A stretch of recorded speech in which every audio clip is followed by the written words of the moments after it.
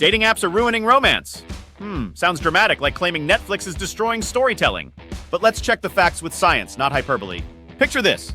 You're swiping through 200 profiles. Endless choices, but zero emotional connection? That's the paradox of choice, when more options cause more dissatisfaction. Psychologist Barry Schwartz showed it leads to indecision and regret, and dating apps are prime offenders. At first glance, apps broaden your pool. Pew Research found 54% of US adults believe relationships from apps are just as successful as traditional ones. So, are apps ruining relationships or just changing how we meet? But the dark side looms. These apps are built to hook you, similar to endless scroll feeds. They gamify dating.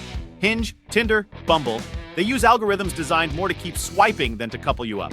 Studies confirm swiping leads to decision fatigue and FOMO, which ironically increases trust in the algorithm.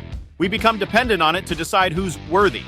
Research from Stanford sociologist Michael Rosenfeld revealed that over 39% of couples in 2017 met online, up from 22% in 2009. That sounds promising until you realize the same research showed that online-formed relationships have a higher breakup rate after 12 months.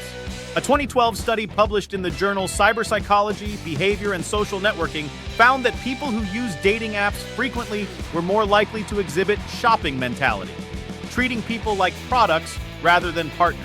That mentality is what gives rise to messages like, "You up?" and first date conversations that sound like a Netflix pitch meeting. No breakup convo, no awkward dinner date, just vanishing. 20 to 40% of users get ghosted, some up to 72%. Harsh? It hurts, literally. A 2018 study in the Journal of Social and Personal Relationships found that ghosting can lead to greater feelings of rejection and lower self-esteem. Social rejection activates brain pain pathways. Ghosting didn't invent itself, it was enabled by the app environment. Tinder's ghosting graveyard barely patched decades worth of app-driven etiquette erosion. Reddit and surveys show alarming trends. Over 85% of studies link dating apps to negative body image and nearly 50% to anxiety. A study published in the Journal of Eating Disorders in 2020 revealed that frequent dating app users were significantly more likely to engage in unhealthy weight control behaviors. A Taiwan study with 5,400 young adults pinpointed appearance insecurity, social anxiety, and negative feedback as drivers, and regulators need to intervene.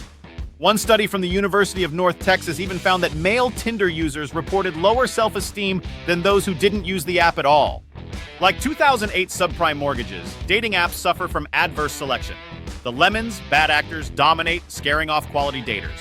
A cycle of desperation, failed dates, and app hopping. Sound familiar? According to research from the University of Chicago, couples who met online were slightly more likely to divorce than those who met through friends or at work. But psychologists remind us there's nuance. Some apps do use behavioral science to foster honest connections.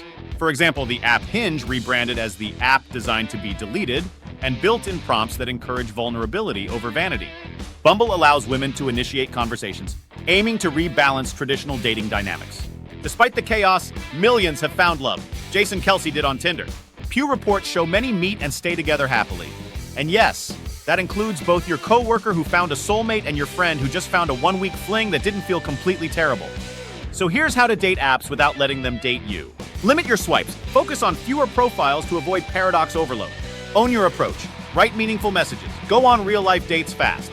Build app awareness. Don't fall for gamified addiction cycles. Balance app use with real-life social events. Reject ghosting culture. Opt for honesty, even if brief. It's classy and self-respecting.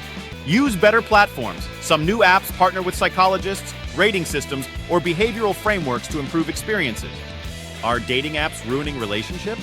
Not inherently, but without mindfulness, they turn you into swiping zombies trapped by algorithms, ghosted more than dated, and unhappy in your own reflection. But used smartly, tools like any other, they can help connect. Finally, hit that like, subscribe, and drop a comment. When was the last time you got ghosted? Let's laugh, rant, and beware those swipes. Until next time.